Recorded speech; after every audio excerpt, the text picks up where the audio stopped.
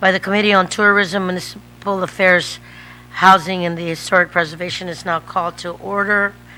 The committee reconvenes to continue our informational hearing to receive information from the remaining organizations listed on today's agenda that were not able to attend the initial hearing conducted on Tuesday, August 2nd, as well as the two new potential organizations who will present their proposals for the appropriations. Also listed on today's agenda, I want to say the public notice was sent out via email to all the senators and all main media broadcasting outlets on Wednesday, August 3rd. Here with me this morning, ladies and gentlemen, is good Senator Tom Atta. Thank you so much for being with us today. Ladies and gentlemen, this informational hearing will allow the community to discover the work that you as nonprofit organizations have accomplished with the pass-through appropriations from the Tourist Attraction Fund provided to your organization for your projects during the fiscal year. In the interest of time, each organization will be given 10 minutes or so to tell us about their projects. I ask that please stick to the following questions to guide your presentation. What have you accomplished with the grant funding provided for you for 2016? Have you exhausted your funding? What are your goals in the next year? Do you have a plan for sustainability? Will you require additional grant funding? Have you been making efforts to submit the reporting requirements to the Guam Visitors Bureau? Again, in no particular order, but as long as it's a part of the gist. I do know that, as I noted earlier, there are two proposals, new proposals that are up for also presentation. We did have an agenda, and we do have a long table with us this morning, ladies and gentlemen. So, if I call your name, if you want anybody else with you to speak, you're more than welcome to do so. I only ask that you state your name for the record, what nonprofit organization you're from, and then you can proceed with your presentation. Okay? And if anybody has a cell phone on, please just put it on vibrate mode. If you have to take the message, you can just step out for a little bit and step to the side and quietly take the call, but just so that we give others the courtesies of hearing a full presentation. So I'm going to call Duk Duk Goose. If you have everybody here, you're more than welcome to come up. Azuda Foundation.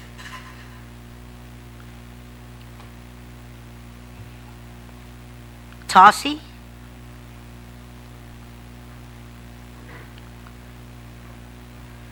And do we have a representative from Mister Guam? I do know that Mr. Louis Mentanola had called early this morning saying that he's in an emergency procedure, and he'll try and make it when him or Mr. Santos will try and make it if the procedure, the appointment is completed. And then we'll hear you first, and then the two proposals after that, the Learn Chamorro Project Inc. and the House of the Chamorro, after the presentation for those that are personally receiving funding. So, Ms. Kara, please.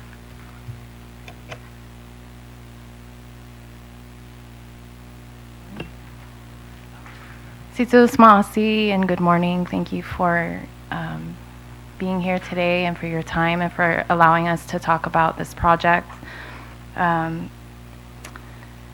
I look forward to sharing with you what we've accomplished and what we're looking forward to. Duk Duk Goose, I'm so sorry. I am Kara Flores Mays, Director of Duk Duk Goose Inc. And I'm Christine Lujan. I'm with Triple J Enterprises. I'm also a board member of Duk Duk Goose Inc. And Duk Duk Goose Inc. is a local 501c3 nonprofit. Its mission is to educate, inform, engage, and inspire the preservation, protection, and perpetuation of our story, language, culture, values, and resources. It was founded in 2013, and our nonprofit is the producer of Nihi, which is a television program for Guam's Famagu'un. For our first year and a half of operations, we created a full season of cultural children's television and a total of 15 episodes, with each episode filling a 30-minute television slot with sponsor spots. And from scratch to finish, this process required hundreds of people to contribute to everything from set design to costume design, filming, editing, and so on. So over the past few years, we've engaged hundreds of young local folks, mostly between the ages of 18 to 35, most with very little industry experience. And we've produced a show that has set the bar high for quality. Season 1 launched on both KUAM and Sorensen, initially showing over 13 times per week. And as with most cultural programs, we're guided by a deeper purpose. For us, it's our children, especially those who are most at risk. Research has demonstrated the importance of identity affirmation for children through media and literature, more specifically demonstrating how at-risk behavior can be reduced by reconnecting children and youth to their cultural identity. I apologize, I get so nervous when I'm talking. Okay. While full production is on pause for NIHI right now, our current tasks are just as important for moving forward for us. $50,000 was appropriated to us for 2016, and with the first disbursement of these funds, we were able to conduct focus groups, process and collect feedback from our first season viewers. From this feedback, we've made adjustments and edits to season 1.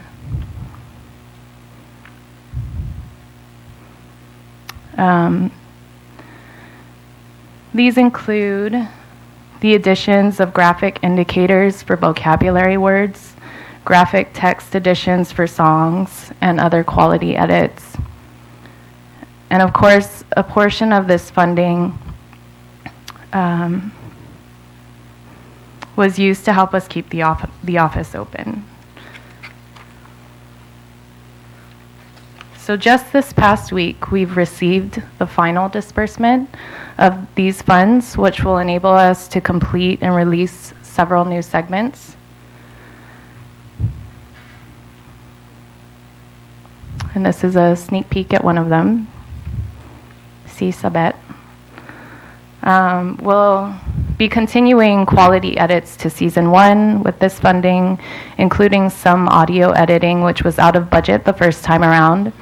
And while NIHI continues to be used in various ways by parents in classrooms for trainings, and it's still showing on KUAM, this disbursement of funding allows us to make NIHI even more accessible to the community with upload of hundreds of segments and their full episodes to be available to the public as an educational resource.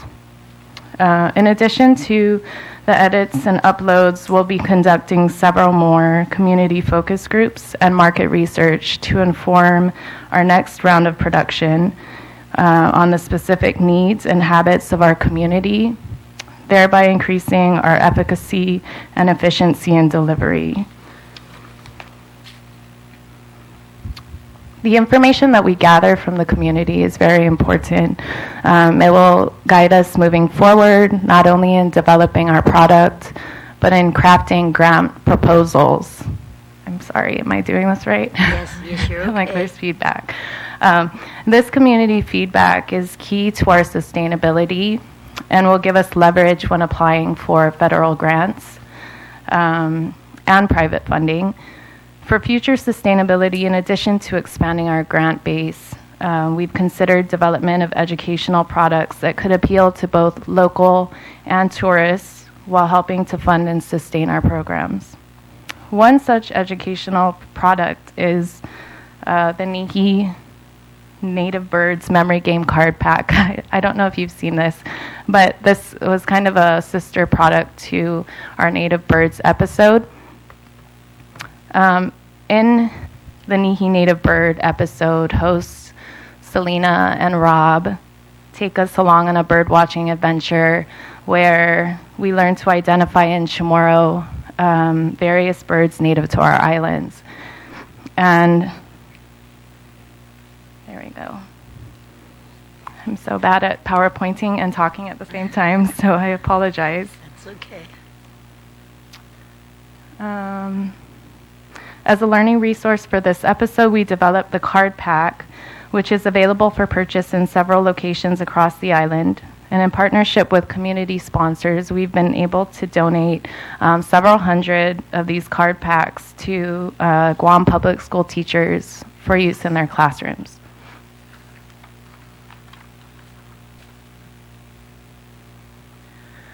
To close, if we have just a few minutes, I'll be showing 2 short segments of the Native Birds episode, each just a few minutes long. One, a song in which we review the Chamorro names of the birds that we see in the episode, and the second, a crowd favorite, which was also used, I believe, last week by DOE in one of their community partnership training programs with parents. This music video was inspired by the stories of our elders who still remember the sound of birds in the jungle, and for some of them, this memory brought tears to their eyes when we were doing research for this particular episode. And so, by the power of storytelling, the birds who are portrayed by children in this video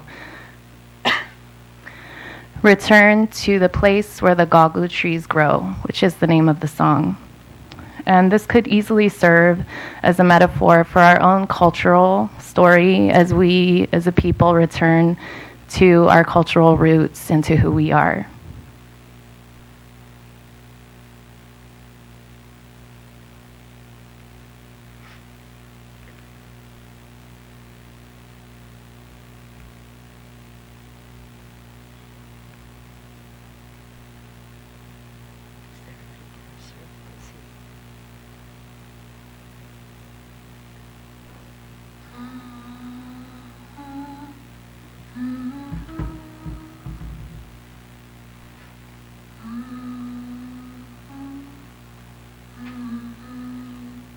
I'm so sorry. This was supposed to go last. We're still we're gonna play first the bird name song for you.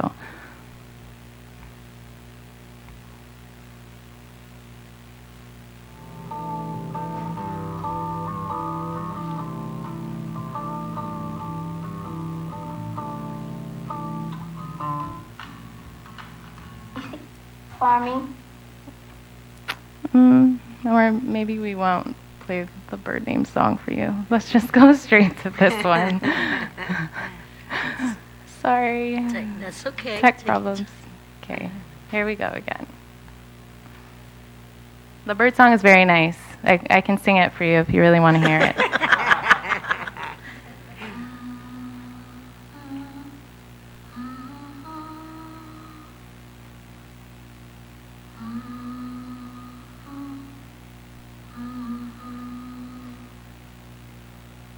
She said, this place is pretty, but I want to go home.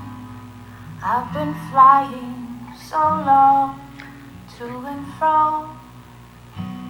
She said, come, we've grown stronger now. It's time to go to the place where the gagu trees grow.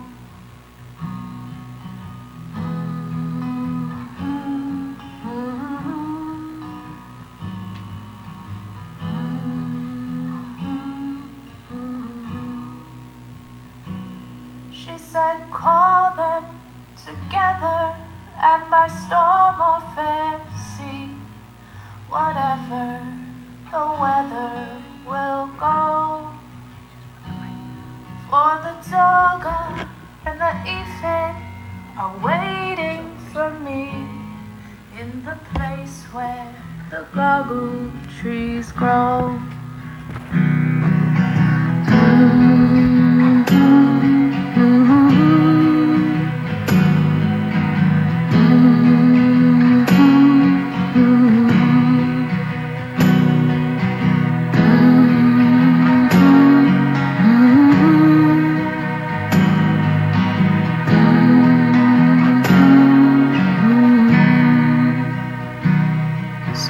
we gathered together, flew through the trees.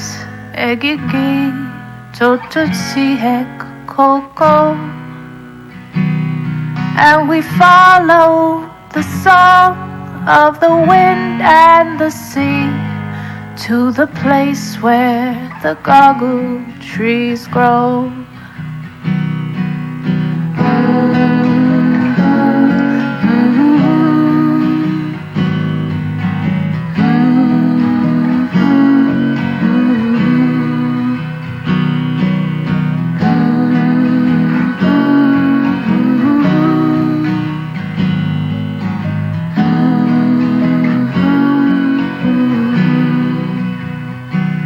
She said, this place is pretty, but I want to go home.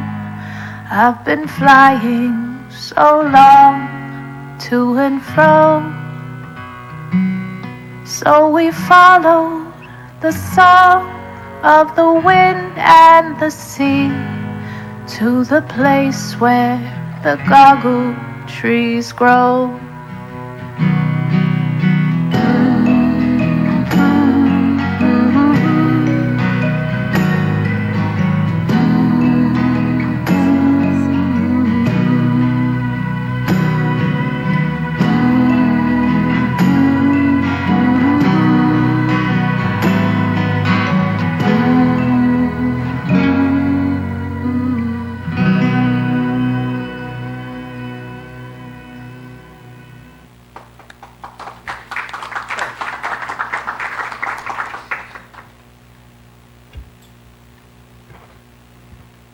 That also was locally produced, right? Everything that Nihi has put out has been locally produced. Thank you. Sure. I do know, Ms. Kara, I also know that you have Mr. Brian Munya and Don Munya here. You're more than welcome to come up to say something. You're here for Nihi. Duk Duk. Yeah, please. Actually, I'd like to talk on all of these three individuals that are here because, you know, as a board member, right, we just have to hold them accountable. But, and I think a lot of people know the people in this room, but this project is passion. I mean, it's backed with these young and innovative, you know, homegrown sons and daughters of Guam. And I think that the most important thing that they do is they're staying relevant with our, you know, our generation. And the thing that I'm fearful of, and I'm fearful for myself because I don't speak Chamorro, and my grandmother and my mother spoke Chamorro in my home. And for me to watch them give their time, and even through this program, we thank you so much for the support, but I'll tell you, they invest hundreds of hours a week that goes beyond this, the funding that you provide. And so I'm confident that they'll continue this mission with your help. And even Triple J, you know, I can speak on both, you know, just the passion and being around them. I embrace it because I want to be a part of it. I want to see our kids embrace our culture again. And the only way to do that is to stay relevant. And the way that they produce, the quality in their production, and the time and volunteers that we get to give back, there's just no way that they can be stopped as long as we continue to get the support. So thank you so much. Right, you're done. Hafade Sijus Masi, Senator Atta and Senator Barnes, thank you.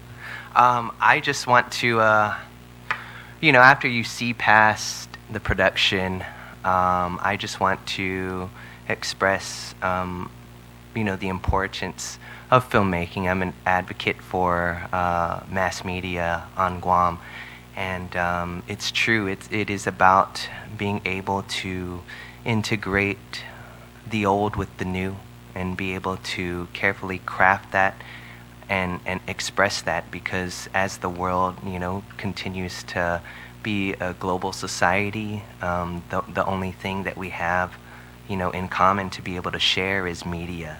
And more and more so as time goes by, everybody's on their cell phones, you know, ingesting content, and I think we're in a really fortunate opportunity. We have a really good opportunity ahead of us to be able to kind of stay ahead of the curve this time, and if we put together our resources and our production capabilities and utilize it for things other than just monetary gain, I believe that we can accomplish much more for the cultural preservation, and this idea of what I believe to be more so of a recreation almost of our culture, because so much has been lost throughout the years. And that's all. Thank you so much. Very welcome, Mr. Moon. Right? Good morning, Senator Addis, Senator Tina Mooney Barnes. Brian Munia, aspiring filmmaker on island. Also very supportive of the arts and filmmaking on island. I've had the pleasure of working with Nihi in the behind the scenes in terms of editing some of the episodes. And I see how much work goes into all these projects and how much care goes into all of the episodes. Each episode behind the scenes, it's really grueling, and to say that in a positive way, because it just shows how much we care. Other than saying what can Nihi offer, it's more why Nihi offers what they offer in terms of educating our children about culture. I've never seen anything, a show like this on island at this caliber and quality. I have a background in counseling, 5 years in elementary school, and as I was editing this show, I already knew that retention of the language and the concepts that Nihi offers is a really high in terms of what our elementary school children can offer. And even as an adult, I mean, I found myself singing the songs while I was editing, and it was really hard because I don't listen to the radio often, and I'd be singing Nihi songs on the way to work. And as a Chamorro on island that wish he knew the Chamorro language, I was learning through Nihi. So it's not only beneficial to our younger generation, it's beneficial to the older generation, for those that want to connect back to the roots. And I think Nihi is a great venue that offers that opportunity to everyone on island, not just Chamorros, but everybody that's invested in our island. So I'm highly supportive of this project and this show. And yeah, I don't know what else to say. I'm sorry. No, thank you. Thank you very much, Mr. Brian, for sharing your presentation. And Mr. Don, I think it's really important, as you guys are the experts in this arena, and we know that it takes much more than what is being provided today, but with the efforts and the collaboration of working closely together. And I do know that a lot of you guys spend countless hours giving back and helping out to give. And when I first saw that, I wanted to share with you and the bird and the show. I was so excited because my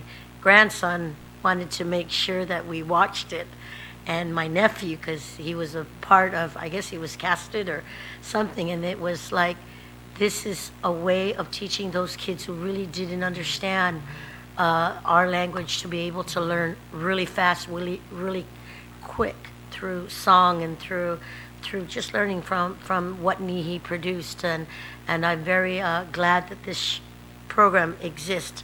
I know that it's near not enough of what you get, but it helps a little to go far.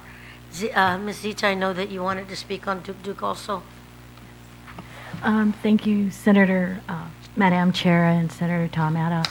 I got an email late last night from Kara saying that they were coming up for their public hearing, and I'm here on behalf of Azuda Foundation.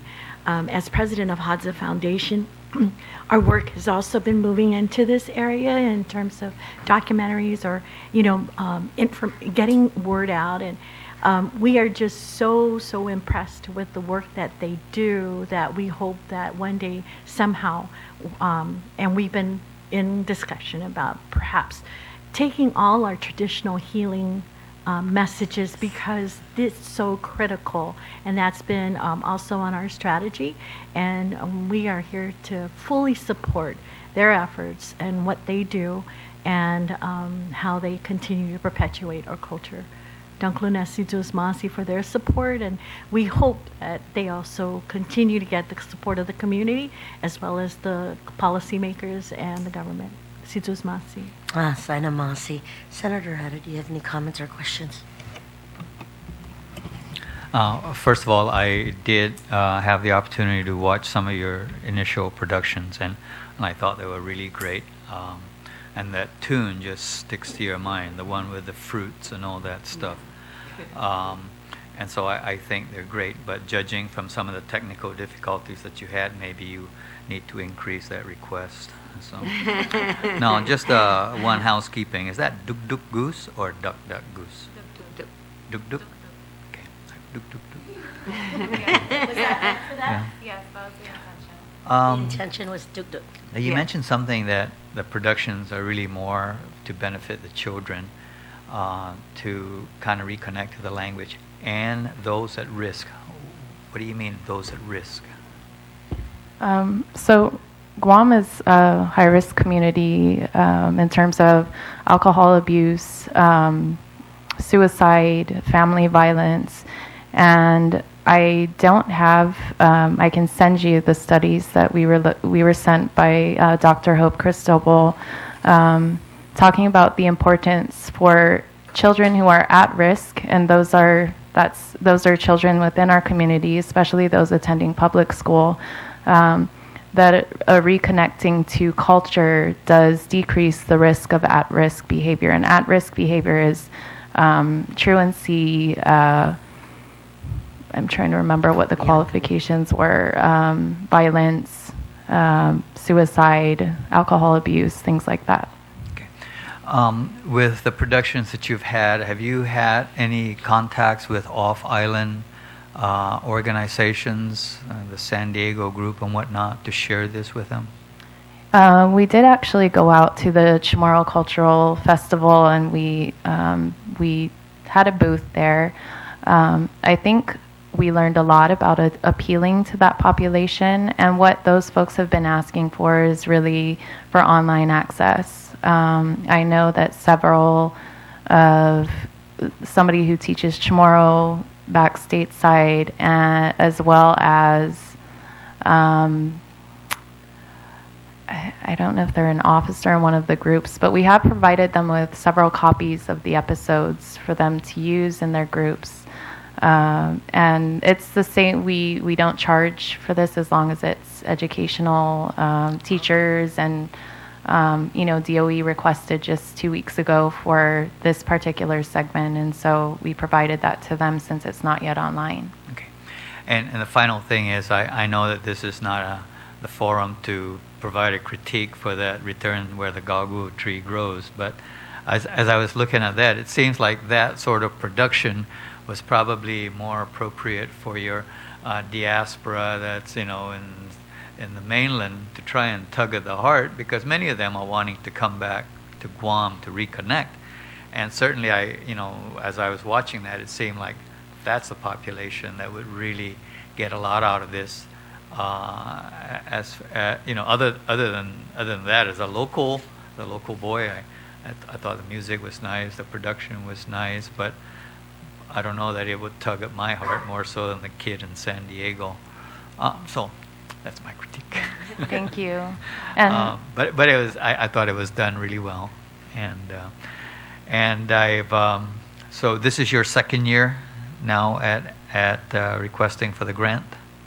I believe 2013, Third. 2000. Okay, yeah, it's the third year. Third year, okay. Well, I certainly encourage you to keep up the good work, and I just wish I had more time to watch Duk Duk Goose.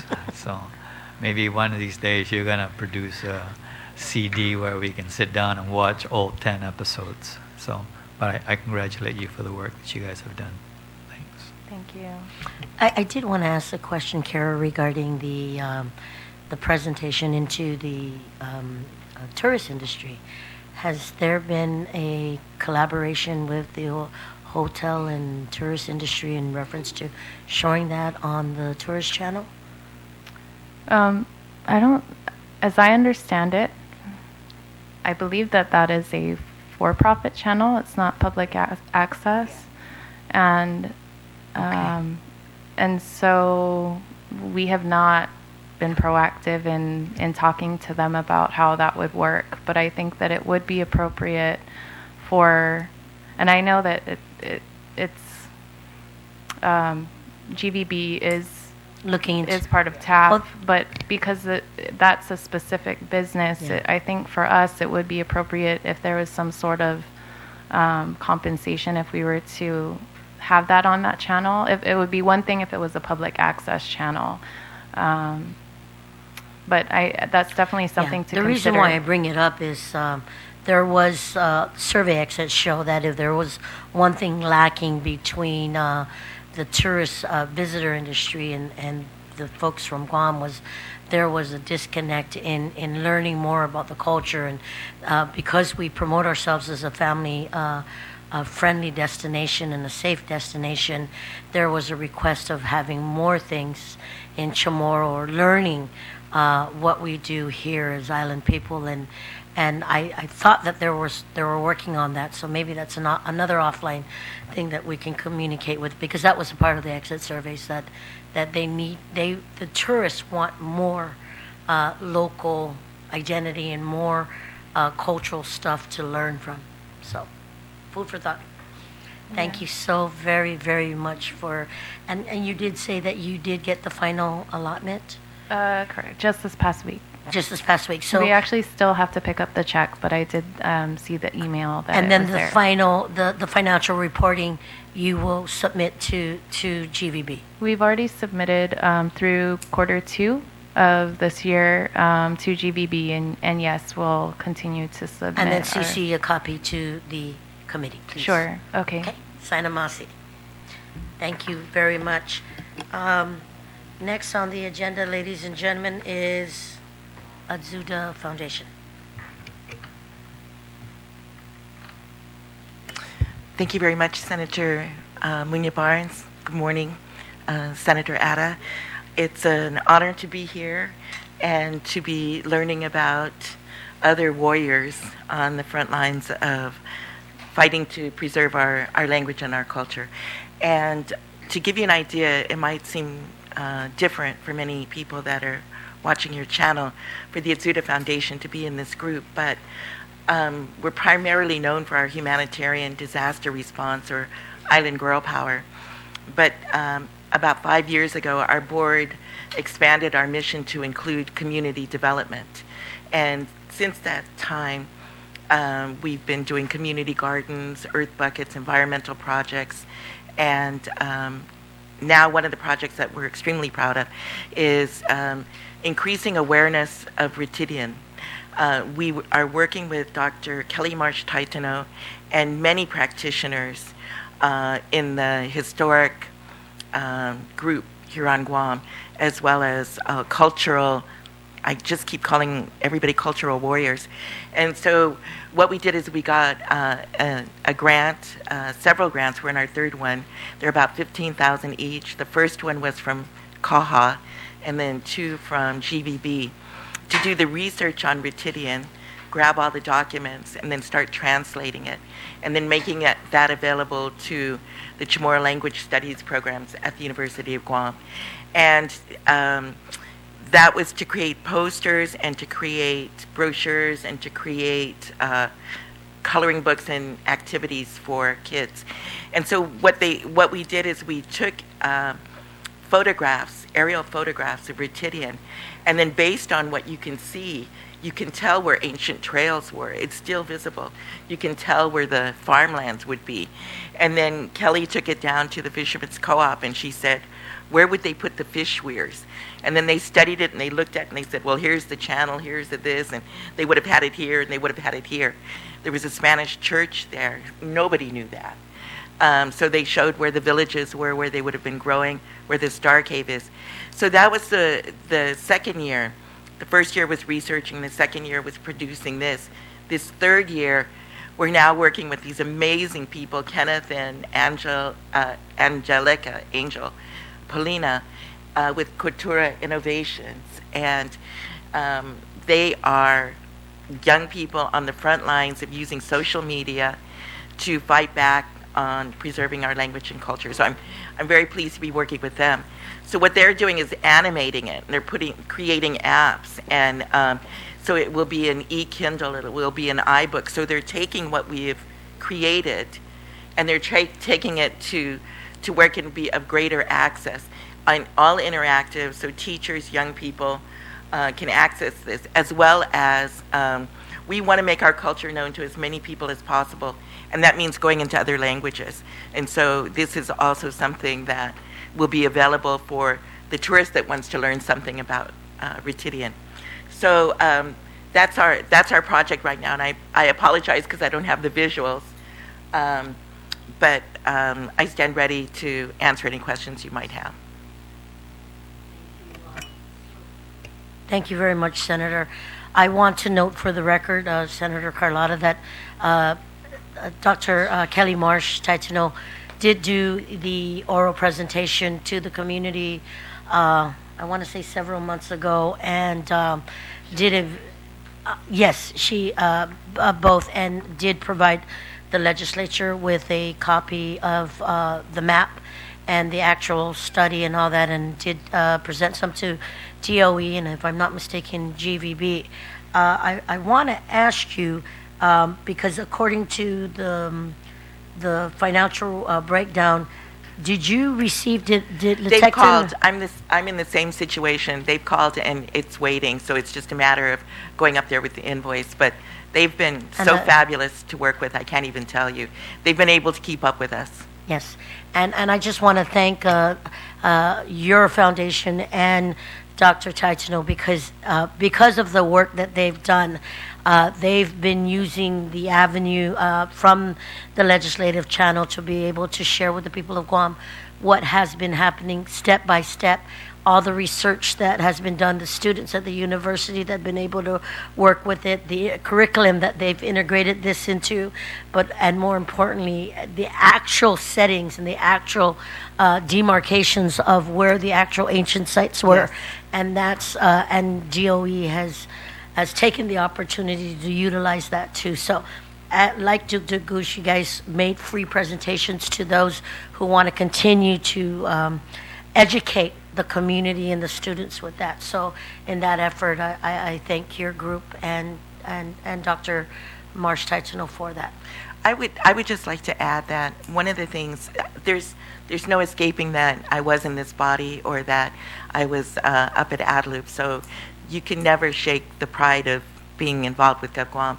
So it's really a great source of pride for me that my organization, a 501c3, was able to work with the government of Guam so that we can create these documents and this curriculum.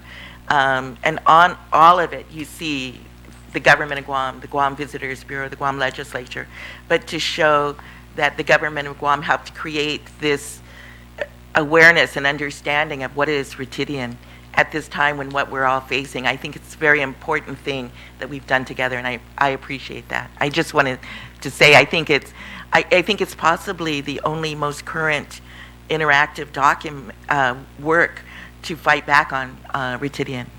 I think I was trying to find the word virtual reality as it's coming into full fruition with the next project moving forward, with the apps and all that stuff. Yeah, she's really excited. We were at the Valley of the Laddie when she was sharing the presentation on what the next step was. So thank you. Senator Adder, do you have a comment or question? I've seen the initial piece that Dr. Taitano had provided to the legislature, and I thought it was done really. It was an excellent piece of work, and it's something that I certainly would be proud, to take along with me on off-island trips and whatnot. This new project that you're describing, I'm looking forward to that.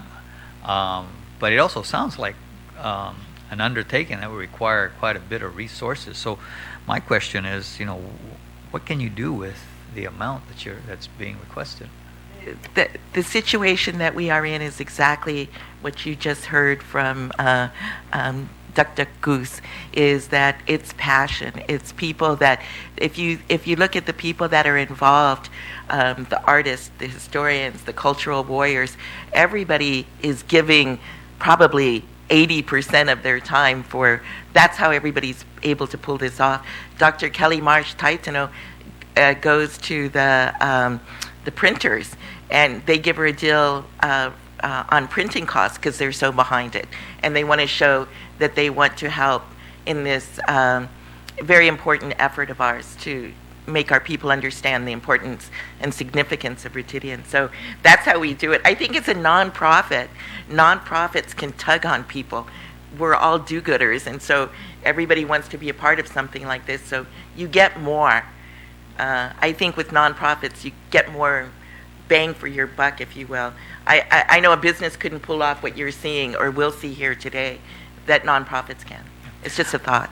I'm glad that I'm here today to listen to what you have to present, because quite frankly, I've always thought Azuda Foundation, whenever I've heard it in the past, it was always gathering up whatever it could gather up to send off island to the other islands, or when there's a natural disaster in the other islands and Azuda Foundation is there. I didn't realize that Azuda Foundation was very much a part of Island Girl Power, which I think is another good program, and then now this cultural preservation effort. So I'm walk away from here a little bit more better aware.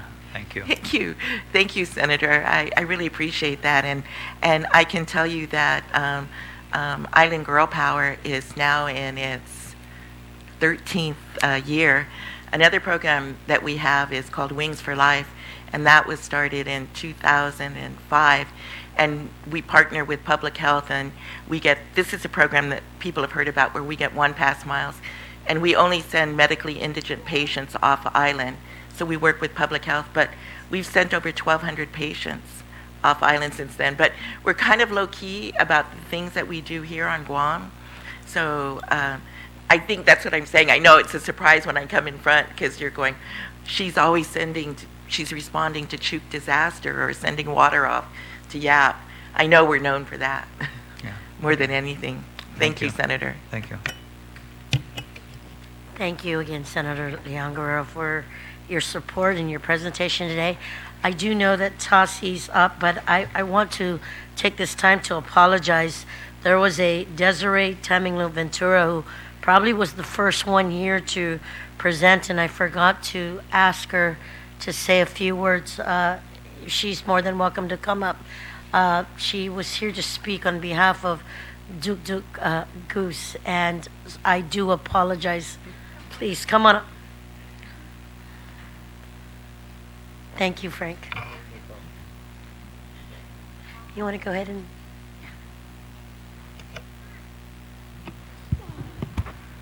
Hafaday, Senator Tina, and Senator Tom. I'm not part of NIHI production. I'm a fan. So I wanted to speak a little bit about the at-risk question that you had. I'm a teacher at the community college, and I teach remedial sections. So I wanted to. This is my son, by the way. He also watches NIHI. One of the problems our island is facing right now is a lack of creativity to addressing our local problems. And I know that my parents' generation in particular, they come from a generation where a lot of their childhood resources in the schools with books and things like that are rooted in Western culture.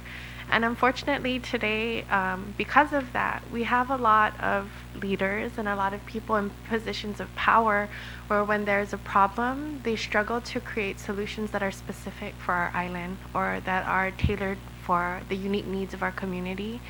And a lot of that can be improved by giving them resources that are rooted in their local heritage early on. And this is something that we see in the classrooms, especially in our remedial classrooms, when we utilize text and materials that are Chamorro, that are locally produced. They come to class more, their work is better, their writing is more powerful, and our completion rates have improved. And I think NIHI is something that speaks to that and that can help address that problem. I know that I didn't grow up with locally based children's books and things like that. And I think I made the mistake of spending a lot of my youth thinking elsewhere was cool. It's cool to leave Guam. We want to be more like the States. And he's lucky enough to have a ton of children's books. He watches Nihi, and he thinks it's cool to speak Chamorro and to learn Chamorro. Yeah, he thinks bananas from the States stink. And I mean, it's just he has a kind of reference to our island and a value for it that I think is helped by these materials. And I know all the children in my family watch Nihi, and they would have been here if we knew a little more in advance. But I support Nihi, and I'd hate to see it not supported. So that's all. Thank you. No, Desiree, I just want to say thank you for taking your time and bringing your son. It's summer. I had nowhere to bring him. No, that's definitely fine. But it's folks like you who come to help make a difference, to support what these nonprofit organizations do to help make a difference in the community, and truly the preservation and the perpetuation of our language, our history, our culture. And just hearing that from you, saying you're a fan, truly means a lot to this committee. And again, you know, we're trying to give a lot of the organizations little so that it can go a long way. It's better that we spread the wealth across the board than to just give the few. And we've been literally, as a committee, opening up our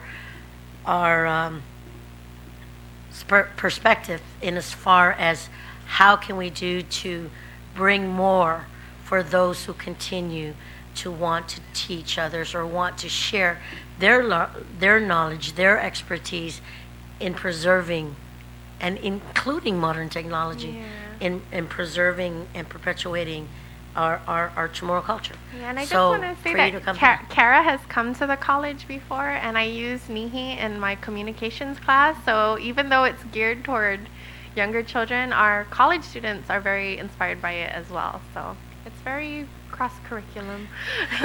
Like Senator Ada said, you can't get the sound out of it. Keep singing. But thank you so very much. Thank you. Okay. Mr. Cruz, on behalf of TOSI.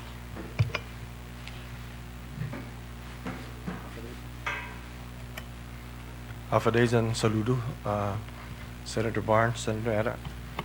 Si Frank Cruz no Presidente in TOSI, Traditions About Seafaring Islands.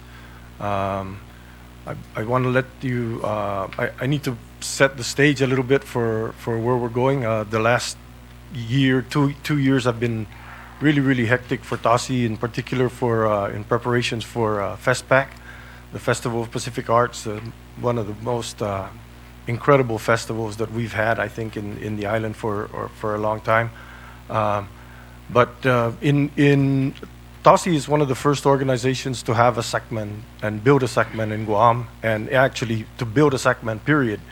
We built a SACMAN in 1978 and 1987. Oh shoot, 2007. I'm sorry, and sailed it in 2008, and have since continued to sail it periodically. And then in preparation for the festival, we refurbished the SACMAN. The name of the SACMAN is Sina. We partially refurbished the SACMAN, and our group had actually toyed with the idea of possibly putting that canoe in the museum, trying to find a home for it, a permanent home for it, for a number of reasons. One is because of the significance of the canoe and the event that has transpired since then, but also because the canoe was, when we built it with wood that we're not familiar with. We built it with redwood, which came from mainland California. The wood actually drifted here. But at any rate, we built this canoe, and it weighed, in the end, it weighed twice as much as we had predicted the canoe should weigh. So that made it a rather heavy canoe, and our prediction was that it would be rather slow. As it turns out, as evidenced in the festival, our canoe is still one of the fastest canoes around. So it lives up to the name of SACMAN. And what we've come to, we've come to the point now where instead of putting the Sakman away in a museum and building a new lighter one, we've decided that we're going to refurbish this canoe and bring it actually to a better condition than we had it originally. And so we'll do that in the next within the next year. We anticipate we need to dry the wood out, we need to gouge the canoe out, and do make efforts like that. We've also been in the last couple years, over the last 14 months, been involved with several of the projects that the people before me have talked about. We've contributed support information and documentation for the Litekzan Village Project, the Department of Education's The Girl That Saved the Island project, and we did a museum, Guam Museum project with Kara with Nihi in the rediscovery of Guam, or the original discovery of Guam. So TASI has been very busy with other organizations, and it's in part how we sustain ourselves. We work with others, and they contribute to they help us out, and we help each other out. So we do get $25,000 from the Tourist Attraction Fund through the legislature, and those funds help us tremendously. We're actually in the process, or over the last year, we've decided that we're going to dedicate at least half of the funds that we get after we finish the refurbishment of the canoe and the canoe house to the building of an ocean voyaging Sakman. And that canoe is a totally different canoe from the Sakman, the flying proa that people are so well aware of, and that we preach so much about. That canoe is a canoe that was designed to take long distance voyages. The Sakman, the flying proa, which we build today, are designed to go fast and to get there quick, but they're not designed to carry a lot of weight, which allows people to make the long distance voyages. So our canoe is not suitable for long distance voyaging, and so our plans are to build a long distance voyaging canoe, which will bring us to the next phase of our perpetuation of the seafaring culture of Chamorros, and that is to go beyond the building and sailing of the canoes that sail within the islands, but we're ready to build the canoe that will take us to voyages throughout the region, and that will bring us to the next stage, where we then will also be but we'll be hopefully getting to the point where we're mastering the traditional navigation and wayfinding that our ancestors were so well known for. So in the near future, we have through the end of this year, we again will be refurbishing our canoe, the Saina. We'll be refurbishing our traditional house, our canoe house, and we're in the process of already getting together material to build that ocean voyaging canoe. We also have small projects, in the side. We do educational programs all the time with the schools and with the university and Guam Community College. We also have ongoing plans to develop, to work with Young Men's League of Guam to implement a sailing canoe race. They want to do that for their 100th anniversary, I believe it is. Is that? I believe it's their 100th anniversary in 2017. And so we're working together to work with the Department of Education to build traditional sailing canoes, introduce it to the high schools, and have a high school component of sailing and not just paddling. Do you have any comments or questions, sir, before I? Well, Mr. Cruz, who has na gituhun unwa na batkoda nu matsotsugi tipo i proas and todo, pues gagi pago na dos sina na Azuda como empreendit hafa na dos pago na organization I dos maniago talo za kumatru no Ungan, sinya una lekuna sinya na comprendeu nesti. No if familian cruz guahamas ki size na familia. Sinya tauluk una tutuhonnya. Lo siga man adispatta man matsuli otru na karera. Ahi tiput tisinya mandanya lo mas put tipareo na tinatiji tipareo na hinasu. Mas importante esti para uno, mas importante edu para e outro. Pues natural esti i kinalamtin tau na para ufan masipara put para makonsigi mas malagunia ki mazuria. Za esta tali na estia itanota gua 5 ni gaigi no California muna 5 zo na dinanya ni pudi isakman esti kinalamtin itatasi meggay mampus na kampuni para un na anuk hafa na banda hafa na pati na gagi ifut samu guahazi mas man medgut gi para o mas ma interes eji para uma tatiji i dokumentu guahazi mas ma interes eji para uma tatiji eji para mana mamta za para uma kumbida todi pumalu masya hafa na nasyon masya hafa na kulot guahazi para Chamorro no Malagonia guahazi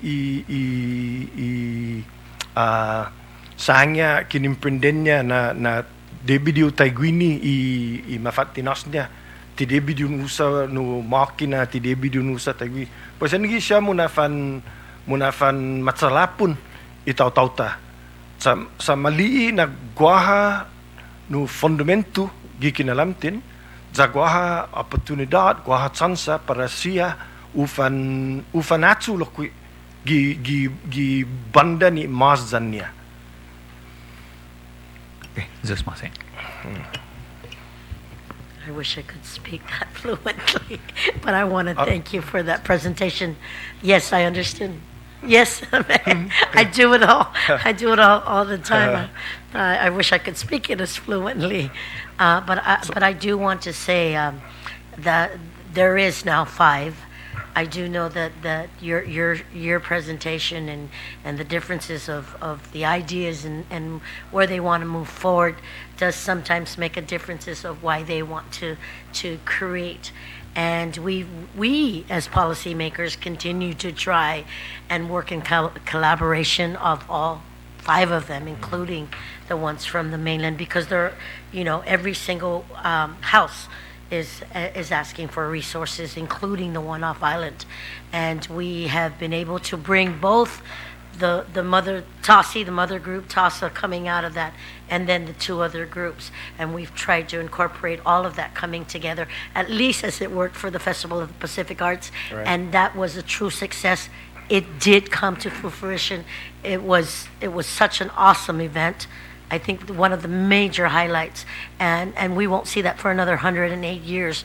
But because of that, we have our people who are taking a major interest on not just learning about our seafaring vessels, but being able to want to build, want to ride, want to be able to see how far they can go, especially because our island brothers and sisters like from Palau and CNMI and Yap, they all traversed and traveled here through their canoes. So I understand that. I do know that. I did want to ask you, though, based on the financial reporting, have you turned in your last invoice and have you received all the funding for 2016? No, as a matter of fact, I just got the email from GVB, but like Senator Leon Guerrero said, once you get that communication, it's just a matter of going there and making it happen, because they've been excellent at it.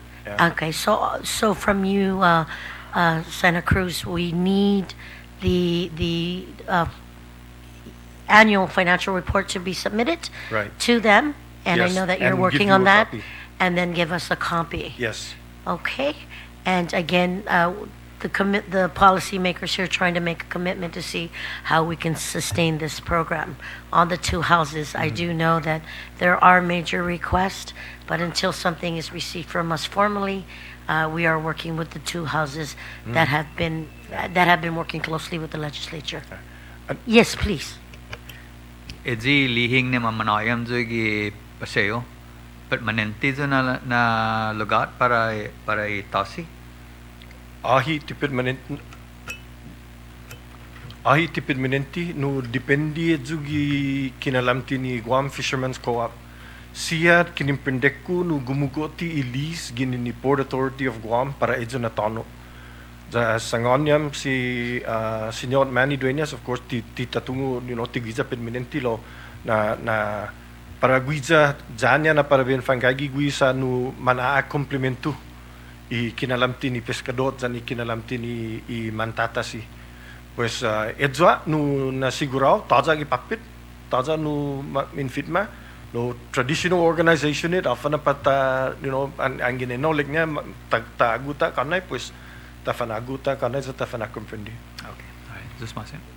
Lo uno otro malagu dambe nabe mentis no senelo pudion faiseno nesti i manadis pata anay antes di u teo kistina kinalamti ni para i festpack duda zu ko sinya man matu i esti i man adis pata za para ufandanya talu za para ufana azuda lo tapreba na hita ni man tau hita ni man Chamorro angin man malaguit para tana no opa i tanota zani tiningota i custom beta mandana i sempre za i festival a preba na tana sinya.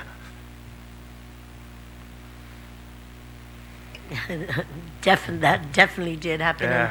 And it was such a Incredible. wonderful event. Yeah. It was an incredible event. So, Jesus Masi, Sina Cruz, for presenting your presentation today, and again, just making sure that you submit the final financial report for Yes. the year and give us and send us a copy. Yep. Thank you very much. We do have two more groups that will present, but I do understand. Please, you're excused, Esta. I have Mr. Mindiola from the Chamorro Village, the administrator from the Chamorro Village, who would like to speak in reference to the nonprofits and the resources that TAF provides for them. State your name for the record. Yeah. Buenas and Hafade, Inanusi Mark Mindiola, currently the acting general manager at Chamorro Village, who agradece este oportunidad bebe fatu kinita be faisen hamza to be nice support por este nonprofit organizations. Good morning, honorable senators. Appreciate the opportunity to come here this morning to come before you to basically share with you some of the sentiments regarding the Chamorro Village and some of the activities that I've been working on over at and which involves also some of the nonprofits that have been gaining some support from Guam Visitors Bureau. Since working over there and taking the helm about a month ago, we notice a lot of activities going on. We have performers, cultural performers that do come in. Unfortunately, it's a cost to have them perform there. And as I was reading through the budget bill, I noticed that there was a requirement that nonprofit organizations provide at least 1 hour community service per $1,000 that is provided to them.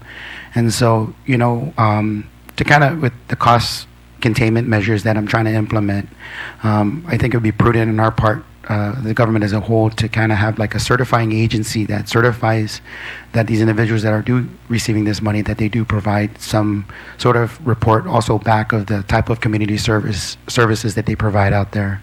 I visited Guam Visitors Bureau and asked them for any documentation or how do I get on a list where I can invite these cultural practitioners to come through.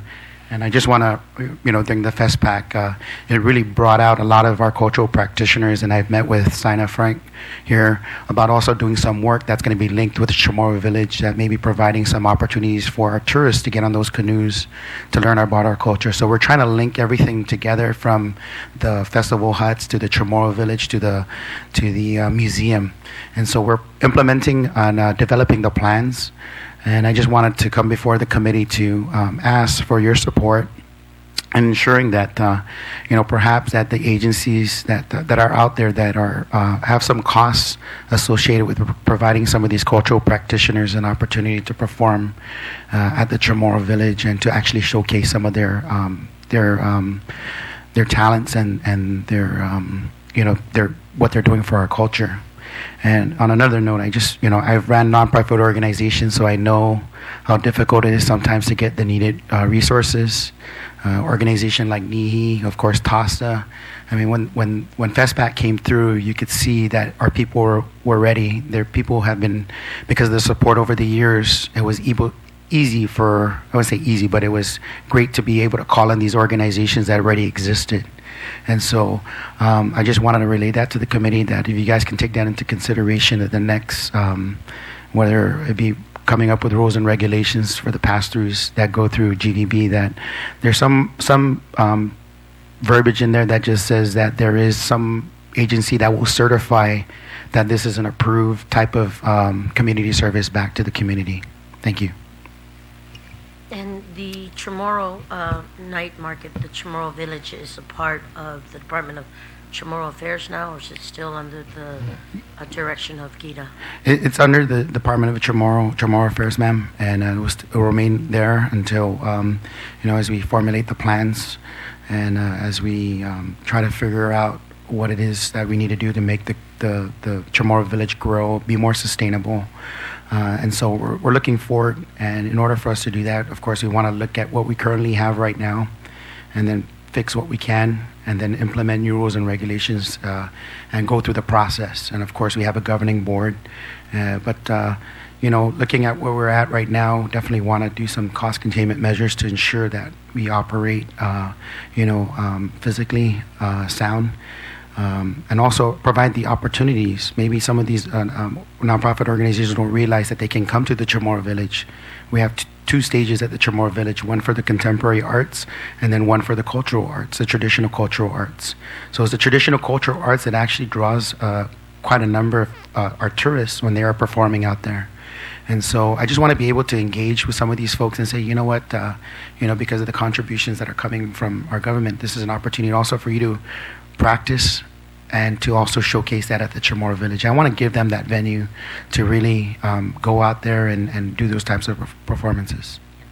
I do want to share with you, Mr. Mendiola, that the concept that you bring up in as far as the cultural participation at the Chamorro village, that in the past, the Guam Visitors Bureau in Chamorro village did have that bartering volunteer system. If they received a grant from GVB, instead of getting paid for performing at Chamorro village, that the hours spent would be a reflection of the support that they give back in kind to the government for the resources received. Right. So I think your presentation today is to making sure, are you saying that you're even willing to sign off to the nonprofit organizations for the volunteer work that they do? Right, I'd be more than happy to certify that, that they are doing their community service by, performing at the Chamorro And that MOU village. is not down in black and white anymore between GVB and the Chamorro village. To my knowledge, no. I've actually It's not in black and I've white. actually visited with the folks at GVB. I visited with the deputy and looked at the legislation. It was basically the budget bill, and it had the language in there, but there was nothing in there. There was no verbiage in terms of certifying, what type of approved activities, community service, that and who would certify that those service hours were indeed actually done. So I just want to tighten it up, and I think it'll really benefit both organizations and also the nonprofit organization, because as these guys go out there to perform, I'm pretty sure there's other activities. Like for instance, during FestPac, we had the APIL, we had all these other organizations that came in here, and I'm pretty sure that a lot of our cultural practitioners were invited to come and do a presentation before them. And so this just kind of gets them engaged, and it keeps them engaged throughout the entire year. And roughly, it'll be basically save the Chamorro village about $14,000 if we were to get that community service, that volunteer type of, when I say volunteer, the community service as part of that project. Volunteerism, yes. I do want to say that concept for that provision in the laws that exist today on an annual basis did come from the concept of GVB working closely with the Guam, with the Chamorro village, and that was as far back as 1998. Yeah, and as I'm working at the Chamorro village and talking to people, I'm getting educated, and so I don't want to reinvent the wheel. I just want to tighten it up so that we have we have an understanding, and so that when we are able to tap into the limited resources we have, we're maximizing it. So that's my testimony this morning. Thank you. Senator Atta, do you have a question? No longer, sir. Yeah. Thank you in supporting these nonprofit organizations, NIHI and some TASA. I just know that out there at the TASI, at the Chamorro, I'm telling you, we're gonna really turn that place around. We're really excited. There's a lot of energy. So thank you for your time. God bless. You're very welcome. Thank you very much. We do have the Learn Chamorro project next. Please come on up.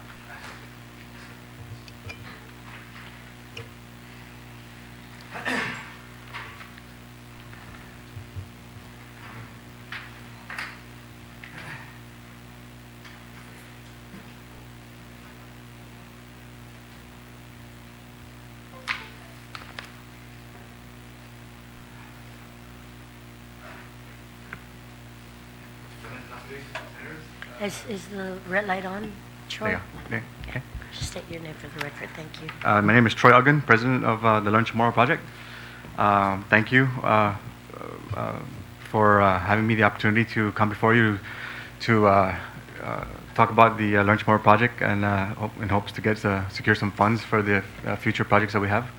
I'm coming to you in a unique approach because I've actually, although it's my first time coming before you, I have actually been doing these Learn Chamorro projects and past projects, and if you don't mind, the only possible way for me to clearly and articulately give you a visual of who I am, what I'm doing, and where I'm hoping to go, and to hopefully get your support, I made a quick presentation.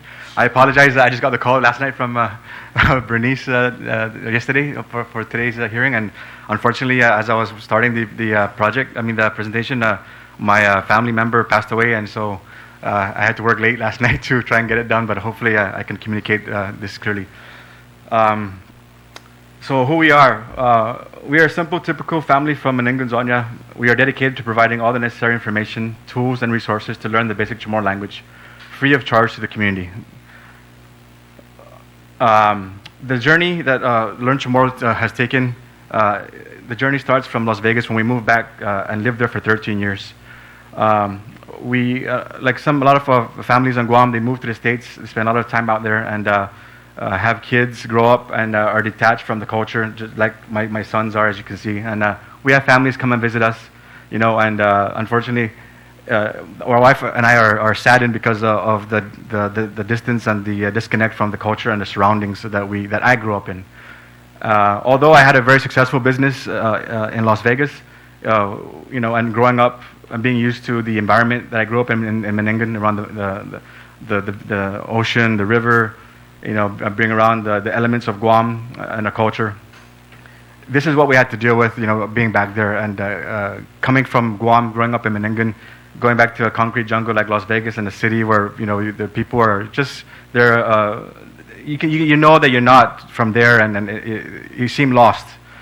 So we made our way back home here in Guam, and then my promise to myself was to make sure that we learn the language and teach my kids. Unfortunately, when we got back home, there was a complete absence of any youth-friendly material to learn the basic Chamorro language, such as vocabulary, simple phrases, and everyday conversational phrases. We went to the bookstores, there was none, no material was there. We went to the library, there was none there. And also on the internet. There was, of course, on the internet there was some here and there, but there was no comprehensive and complete information in one area. So we had no choice but to do it ourselves. And so what we did is we created the first, and I believe the only Chamorro language DVD today for kids. So we were happy about that, and as a family, we got excited about what we've created, and we wanted to share it with others. So I put my boots on and went ahead and went out to the community and created some, reached out to some people, organizations for community partnerships to help spread the project, what we're doing. So we teamed up, the first one we teamed up with Marian's Variety back then, but today it's called The Post. Today we create the Chamorro crossword puzzles. For several years now we've done this with the Cassidy's on the left side. Docomo sponsored the new puzzles here on the kids post on Saturday.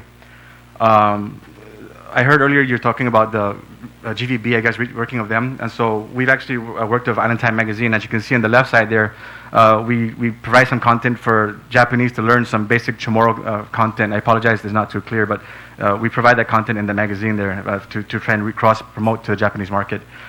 KOAM, we've created a Guam trivia game in partnership with KOAM Care Force.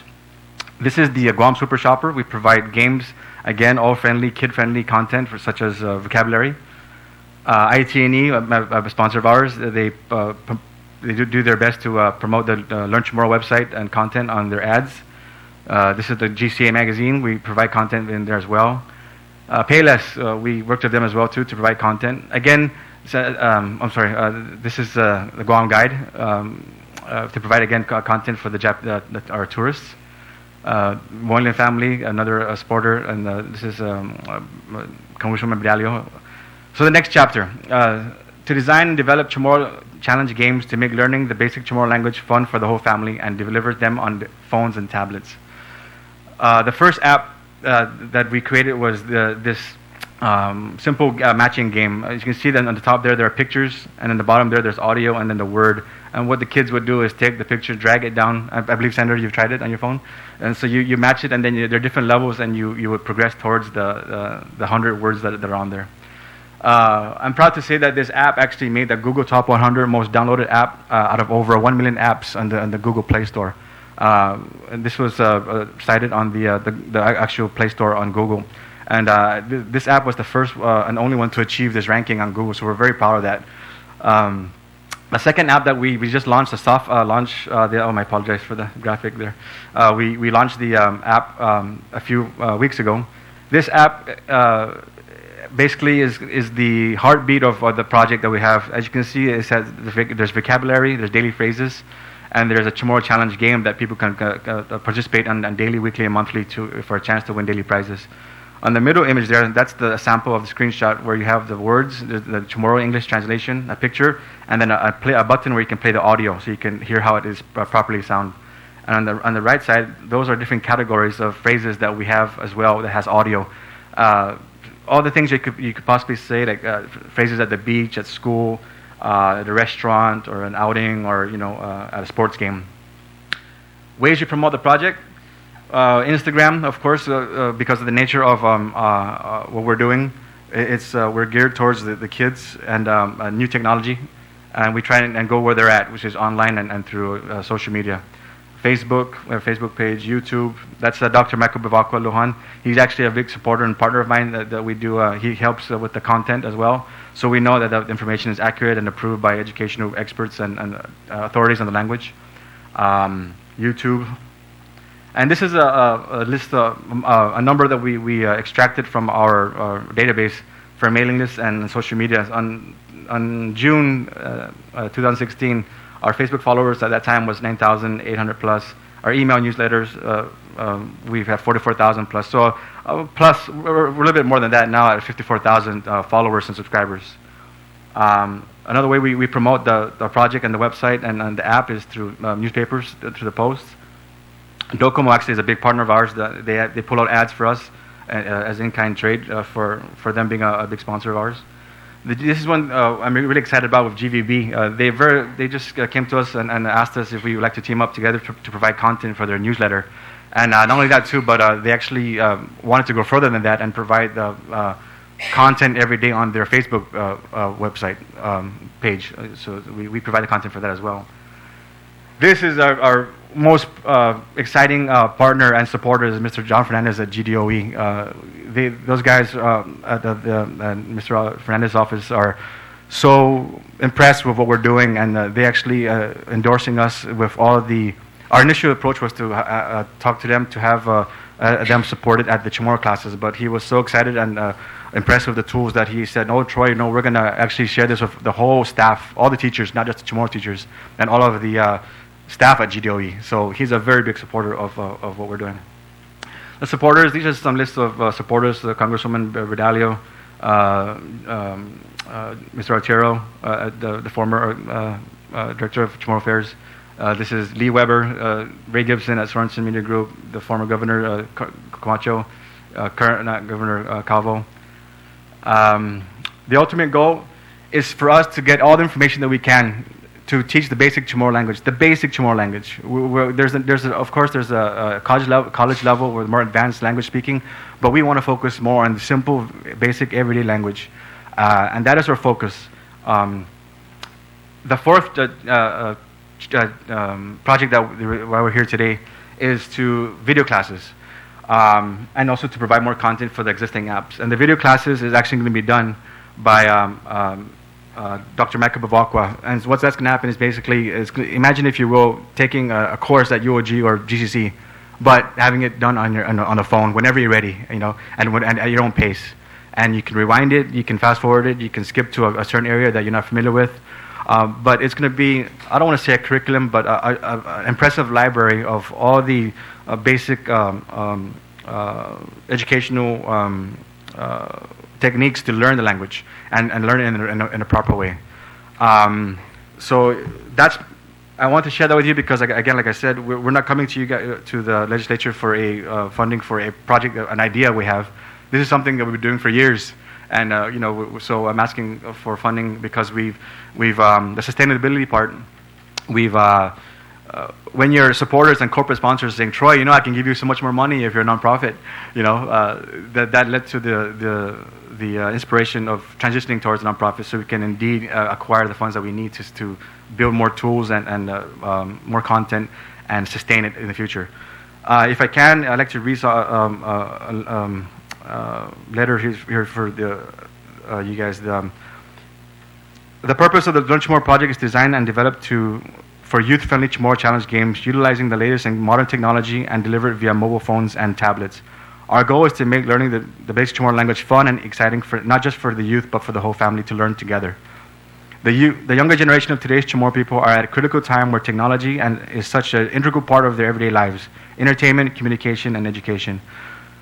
We either have to embrace it to our advantage and develop tools and resources to teach our kids the Chamorro language and culture, or allow it to distract them so much that they lose interest in knowing and learning who they are and their culture. It is clear the way we teach the Chamorro language needs to evolve with the changing world. Franklin D. Roosevelt once said, "We cannot build the future for our youth, but we can build the youth for a future." It is our duty to do whatever we can to help our children connect learning our language with today's technology and provide them with the necessary tools and resources to learn them. Thank you. Any questions? No. Senator Ada, do you have anything? Comments? How do we get that Learn Chamorro app? It's on the Google. Is that a free or? It's absolutely free, Senator. Yes. Oh. Yes. And so what? You just Google Learn Chamorro? Yeah, you go to your App Store or in your Google or your iPhone on the App Store, and then you search for Learn Chamorro, and it'll pop up. Okay. There are two of them currently in there right now. Of course, the one question is so how much were you requesting? For the next project we're looking at, because of our research, like with NIHI, their video production, it's very intensive and it's something that we cannot do. We were fortunate enough in the beginning, over the years, we did it ourselves. So we had to learn it, get the resources. We self-funded it. We've spent thousands of dollars out of our own pocket, to do that. But this next endeavor requires us to hire talent and the equipment, and so forth. And seeing what he has produced, man, I'm so impressed, and hopefully I can reach that bar that they raised, for production and quality. So we're looking for 80,000 to complete this project. I understand, there's a lot of people that are worthy of this, the monies, and I'm listening to the news, times are hard, and everyone's looking for money. So the number we came up with that we've itemized was 80,000 to successfully reach and to market and to get the information and the resources out to the community after production.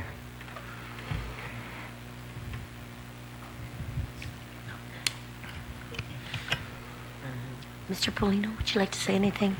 Yes, good morning, Senator Barnes, Senator Ada. I come today as a supporter of Mr. Uggan and the Learn Chamorro project. I've been a personal friend of Troy for many years, and in my background as being in finance and in banking and also in marketing and business development, I've been an observer of Troy's efforts and passion behind this Learn Chamorro project.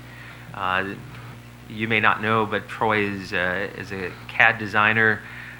He has been one for probably over 20 years career plus, and this man has supported or conceptualized this project, has knocked on just about every door that would allow to or open the door for him. He would tell me of times where on lunch breaks he would rush out to make appointments to support this Learn Chamorro project, and it was not for any financial gain, but really a passion that he has in perpetuating the language and seeing the need, the critical need in our community to perpetuate and really find an innovative way to reach our generation.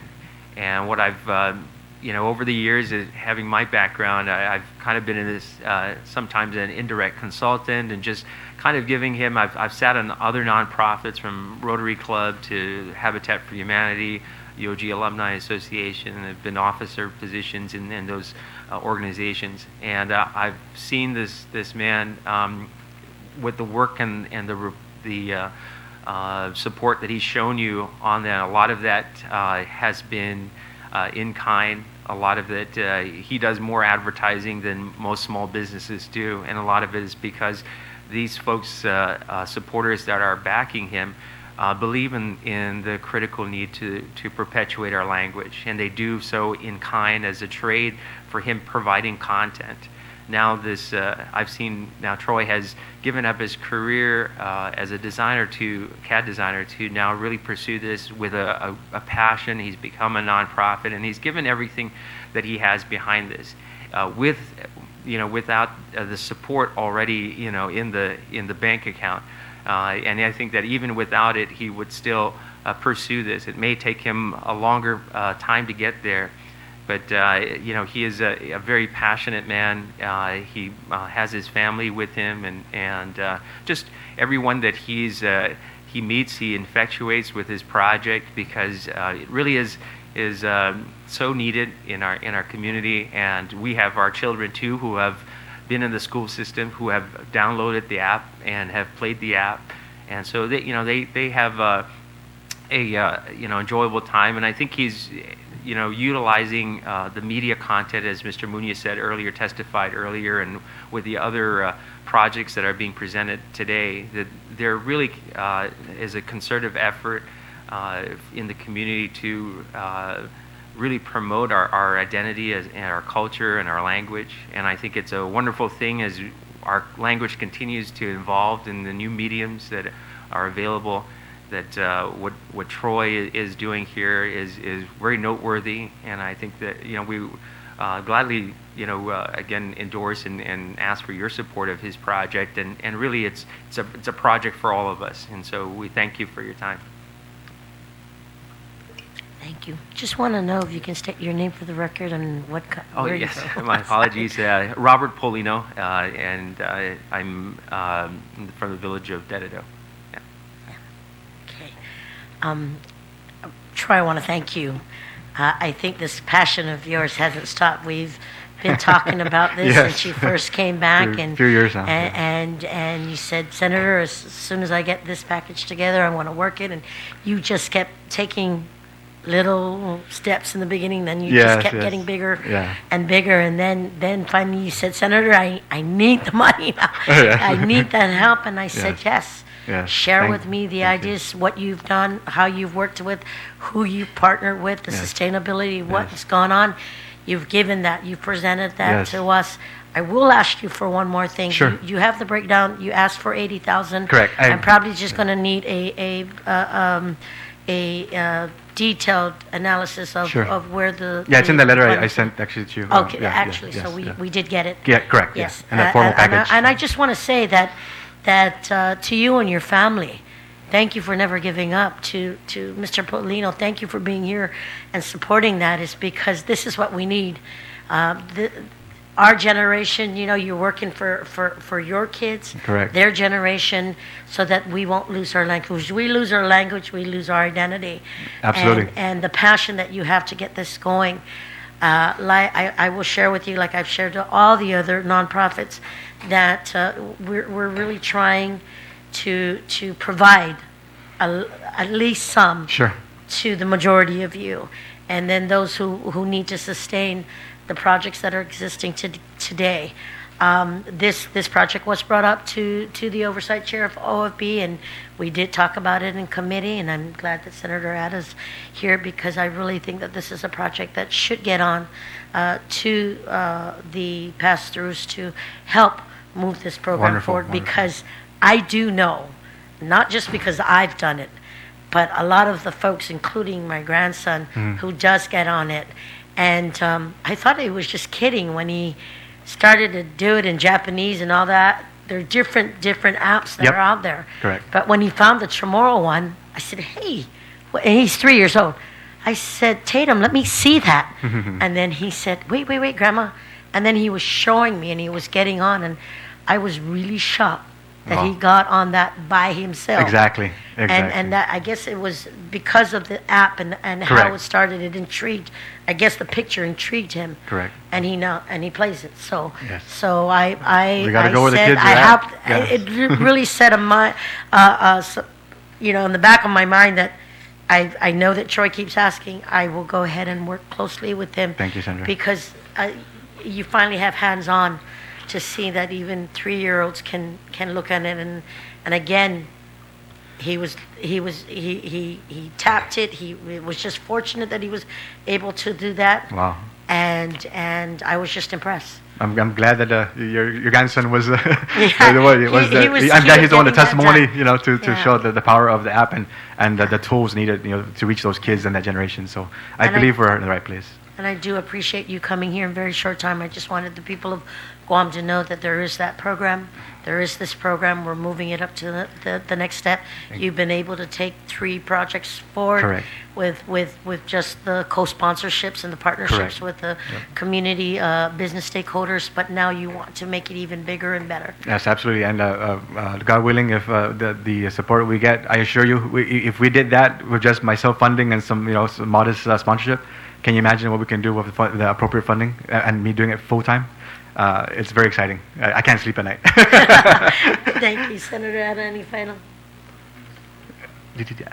I'm trying, Senator, as thank you for saying that. One of the goals after we finish this project is my focus is going to be engulfing myself and my family to learning the language and being a product of the success of this project.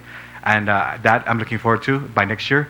I would love to come to next year and having a much different knowledge of the language and using it as well. So.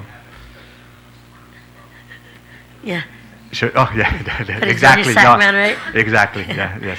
Thank you very much. Thank you, senators, for your time. Appreciate No, it. thank you.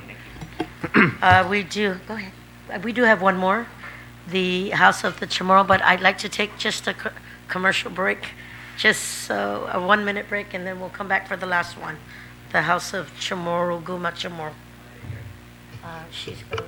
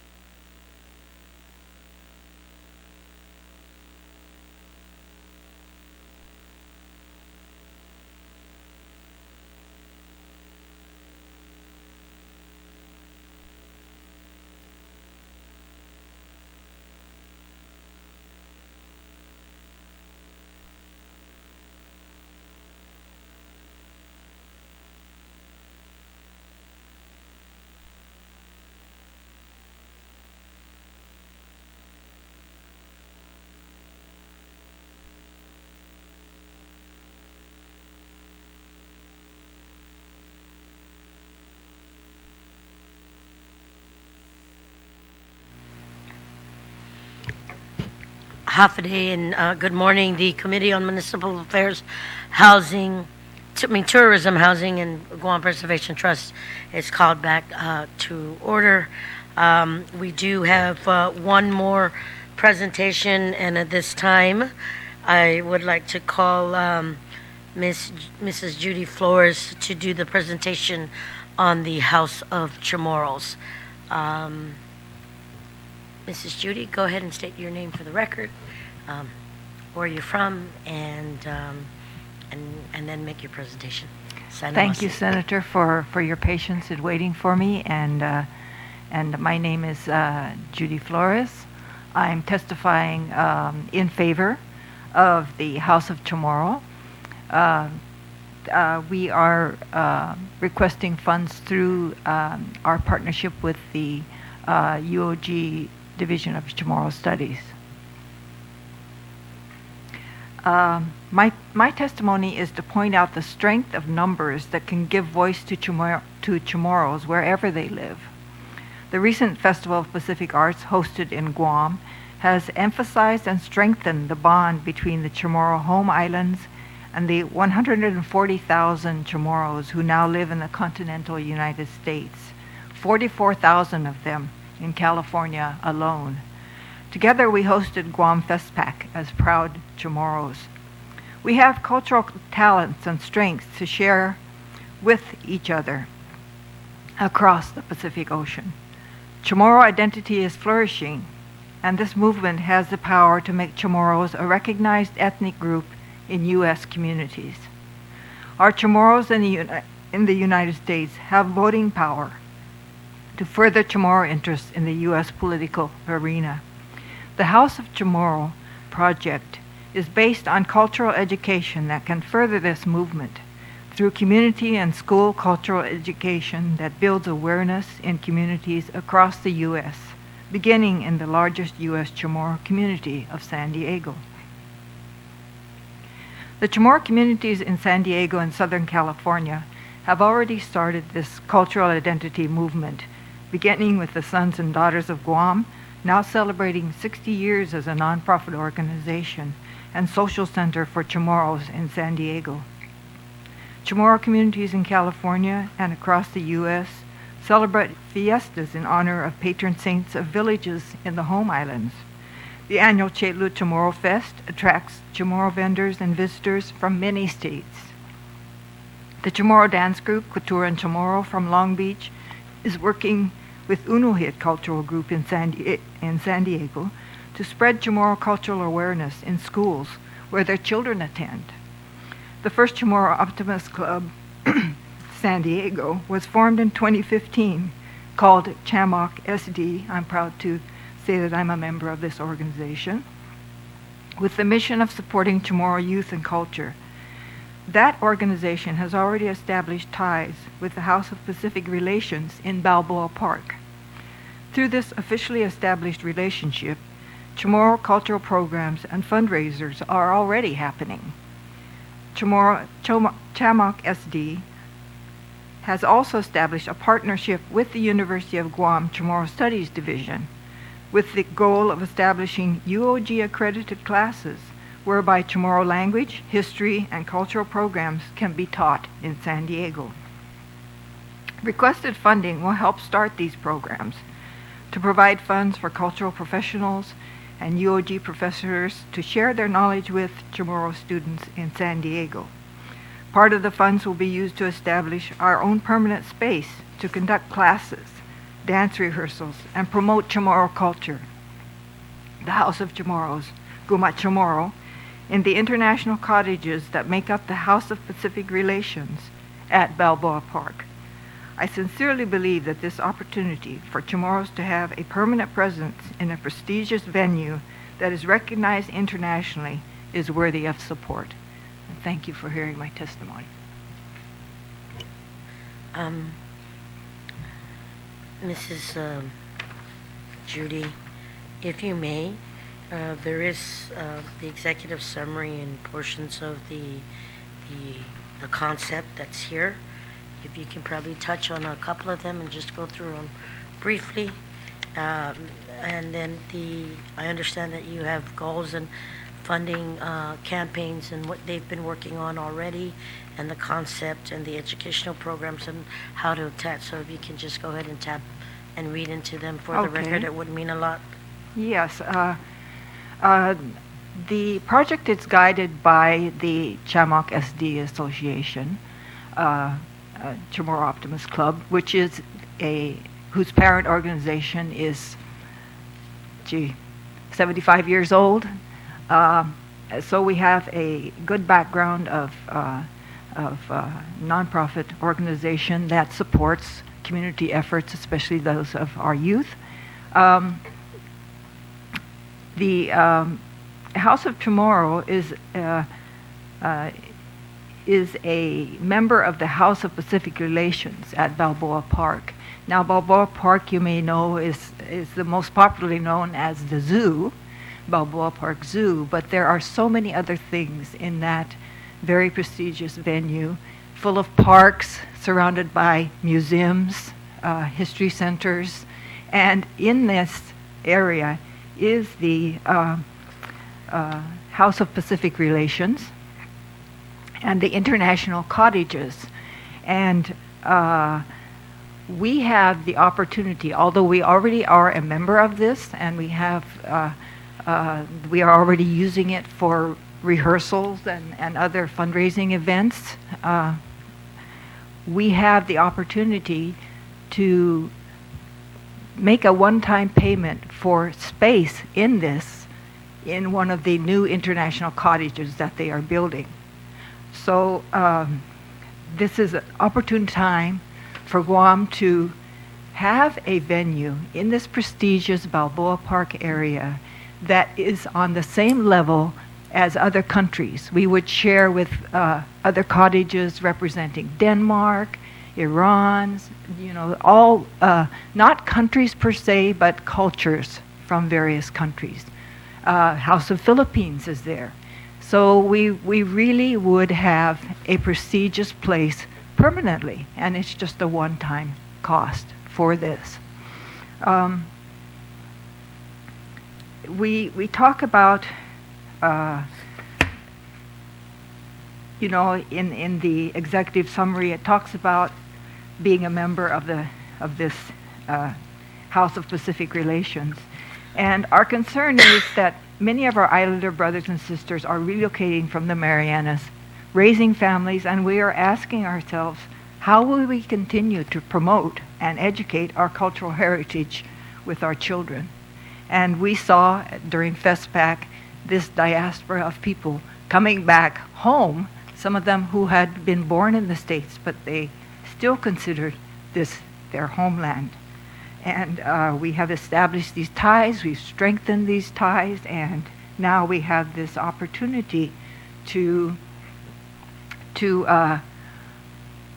be on the same level as countries representing Guam in a physical space that can be used by any of the Chamorro organizations, by the Guam Visitors Bureau for doing promotions, for educational classes that we will partner with UOG. And the bullet points in the executive summary talks about a curriculum aligned and accredited with the University of Guam, where we can offer presentations by guest performers and cultural practitioners from the Marianas. It's a promotional venue that can promote the Mariana Islands as a visitor destination to expand our North American marketing, and a venue where Chamorro organizations can raise funds, share our cultural celebrations on a regular basis, and provide scholarships and that will help us provide scholarships and other educational opportunities for the Chamorro community.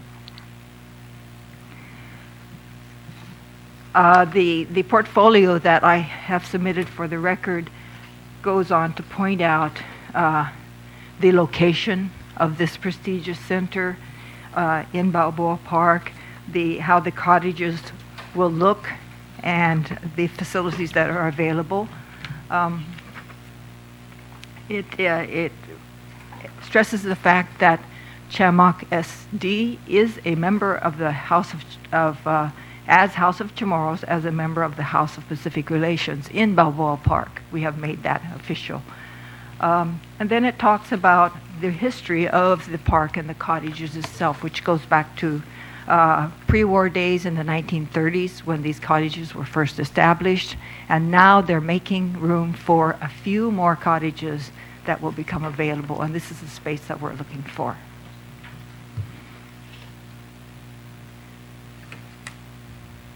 Would you like me to go into the budget? I think the proposal of the cultural study program, the educational program, so that it can, right before the financial budget proposal. Okay. The exchange programs. Yes, on page 7, it outlines some of the things that we have in our programs. The exchange programs, for example, will allow for a Master of Traditional Art to travel to San Diego and instruct workshops on their particular skill sets. The workshops will be held in the House of Chamorros Cottage building in Balboa Park. For programming purposes, if we are not able to secure a permanent space, we will have space. We will have the rights to use the Hall of Nations in that park, and also the stage, which is currently being used for rehearsals of our Chamorro dance groups. In turn, a youth diaspora living in the continental United States will be able to travel to the Marianas so they can experience the culture, traditions, and people of the islands firsthand. Our youth will be given a chance to immerse themselves into the Chamorro culture and the land from which their ancestors came. And this will be through scholarship programs that Chamok SD will be implementing and raising funds for. Educational programs include exhibits, presentations, and workshops that will be held throughout the year at the cottage and other larger facilities at Balboa Park. And these events are provided by the Guma Chamorro members, volunteers, supporters, guest speakers, and other related organizations. Some of the things that the events and activities are Guam and Northern Mariana Islands geography overview, Guam and Northern Marianas Island history, Chamorro language, Chamorro culture and traditions, Chamorro legends and storytelling, craftsman and artisan workshops, cultural dance classes, musical instrumentation classes, film and visual arts. I would like to end with a story of something that was done by the Unuhit dance group to help. This is very personal because my daughter's son goes to a school in San Diego, and there have been many students, especially in the Unuhit group, that say, you know, can I, when people ask me, can I just say I'm Filipino, because I don't want to have to explain where Guam is and what we have, you know, what we are and all of these things, because people really don't know. And so my daughter asked if they could do a 3-week cultural program in Chamorro studies at her son's school. And the librarian took on the program, and every day they had a word of the day, they learned half a day, they tried the food, they experienced some of the history through presentations by Chamorros in the community, and after 3 weeks they had a big Chamorro day. This was at a school, an elementary school in San Diego, and this one school really knows about the Mariana Islands and Guam.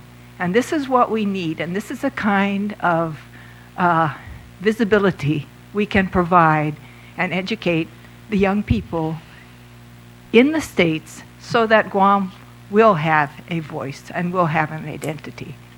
So this is why I think it's important to support this. Mrs. Flores, I want to take the time to thank you for your presentation on behalf of the Chamok.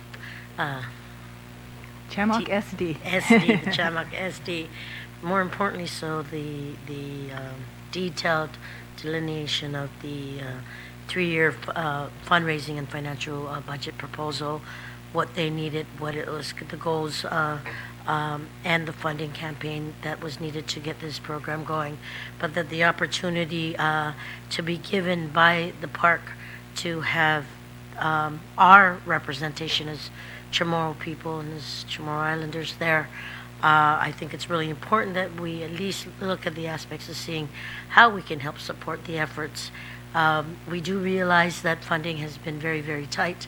We're faced with a major deficit and the financial constraints that we have to deal with. I do know that the oversight chair is working closely with all the nonprofit organizations to see what we can do, even if we gave a little, as long as we be able to see what we can do to support all the nonprofit organizations that have come before us, to continue to work with them and their mission mandates so that they can continue to perpetuate, advocate, and promote who we are as one Chamorro people, as our Chamorro people. And I want to say that though times are hard, we will try our very, very best to see what we can do to assist. We don't go into budget session for the next week or so, a week and a half or so. So I'm very hopeful that we can at least look at the funding sources through the Tourist Attraction Fund to see how we can assist in one way or another. We have had 23 or 26 nonprofit organizations that have come through us.